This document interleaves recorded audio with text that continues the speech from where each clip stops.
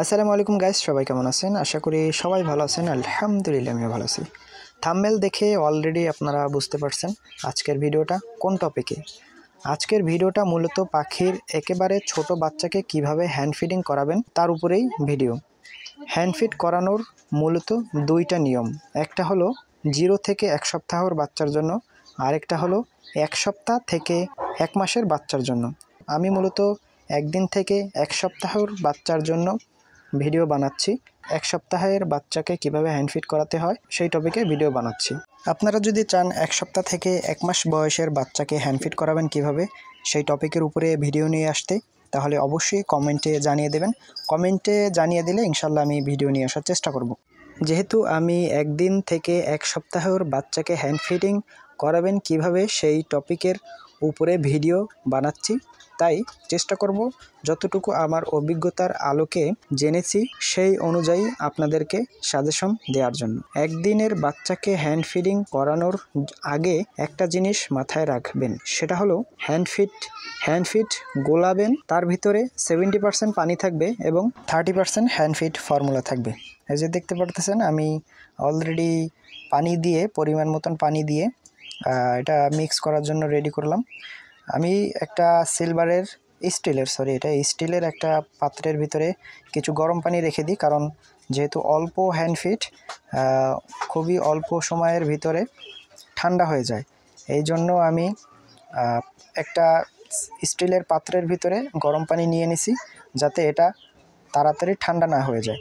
একেবারে ঠান্ডা খাবার আবার পাখি খেতে চায় না, খাবেও না, আর খাওয়ানো ঠিক না, কারণ ঠান্ডা লেগে যেতে পারে। এই জন্য আপনারা কুসুম গরম থাকতে থাকতে পাখিকে খাওয়ানোর চেষ্টা করবেন।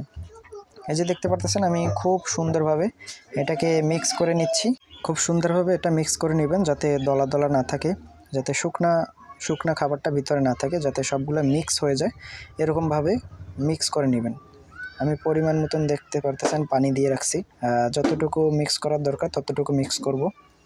একেবারে খাবারটা ভালোভাবে গুলিয়ে নেবেন, যাতে এর ভিতরে কোনো দানা বেঁধে না থাকে, তাহলে পাখির হজম হতে সমস্যা করবে।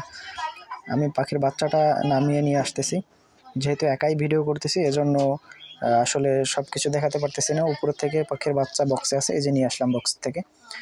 একেবারে এটার বয়স 3 দিন চলতেছে, আজকে 3-4 দিন আমি এটাকে হ্যান্ড ফিডিং করতেছি। মাশাআল্লাহ অনেক সুস্থ আছে পাখিটা, কোনো মেডিসিন দেওয়া লাগতেছে না, শুধু জাস্ট হ্যান্ড ফিডিংটা ওদেরকে খাওয়াচ্ছি।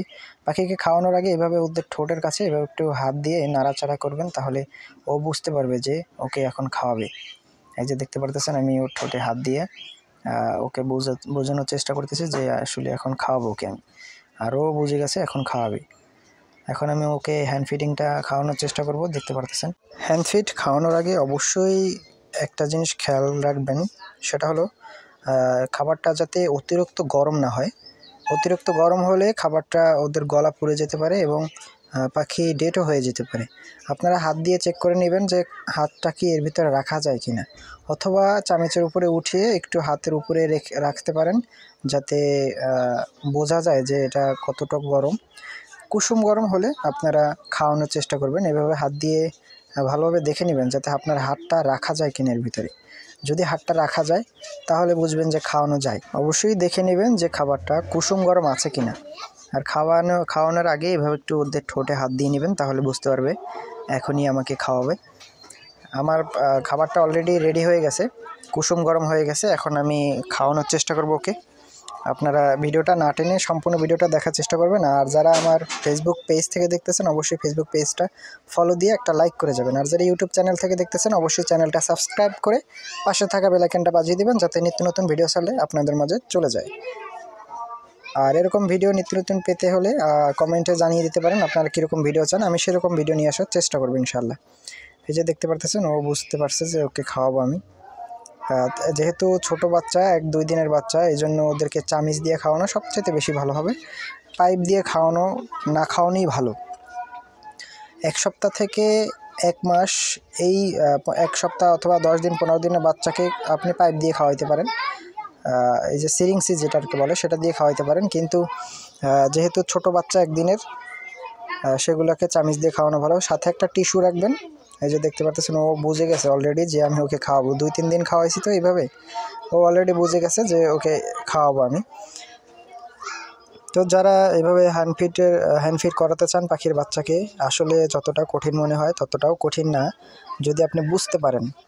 আর বড় পাখির ক্ষেত্রে এইভাবে চামিচ দিয়ে খাওয়ালে একটা নিয়ম, আর বড় পাখির ক্ষেত্রে পাইপ দিয়ে খাওয়ালে সেই ক্ষেত্রে অন্য নিয়মে খাওয়াতে হবে। কারণ খাবারটা যদি ডান পাশে চলে যায় সেই ক্ষেত্রে পাখি মারা যেতে পারে।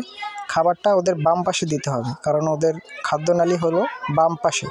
যারা খাওয়াবেন তারা এই বিষয়টা মাথায় রাখবেন, যারা পাইপ দিয়ে খাওয়াবেন। আর যারা চামিচ দিয়ে খাওয়াবেন এরকম ঠোঁটে ধরলে ইনশাল্লাহ কোনো সমস্যা হবে না। এই যে দেখতে পাচ্ছেন খুব সুন্দরভাবে খাচ্ছে।